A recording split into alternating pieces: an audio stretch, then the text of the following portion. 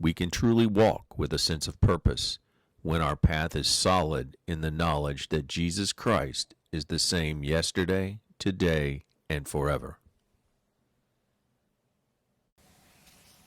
Top of the morning to you.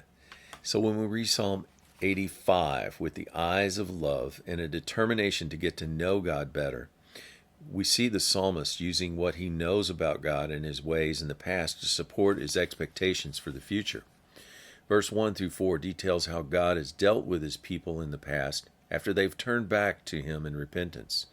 The Lord dealt with his people favorably, graciously, by establishing them in a new land, Canaan, and set them free as captives in Egypt. God took his wrath and anger away, which resulted in restoring his people. This is who God is to the psalmist. This is his history with his people.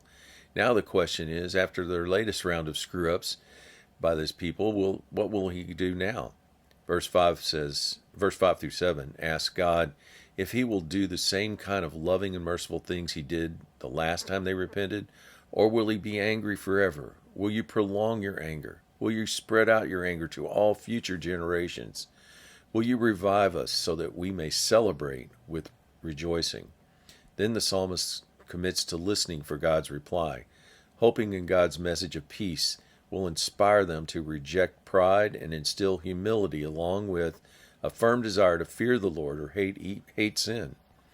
This would help usher in God's glory along with his presence again. Once that happens, then mercy, truth, and peace are restored, allowing righteousness to flourish. Verse 12 and 13 explains why the psalmist has a right to expect these good things from God, because he knows God to give what is good to his people and their land. He concludes by confirming righteousness is the path for God's footsteps, or his ways. It guides us as we walk. The word of encouragement today, Jesus Christ is the same yesterday, today, and forever, Hebrews 13:8. He loves us, he wants the best for us, and is willing to forgive when asked.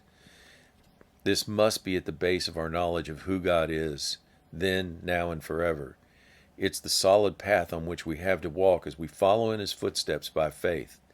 Add into this mix a growing love for our Father, and you have the ingredients for a life on earth that will net much fruit, all for the glory of God.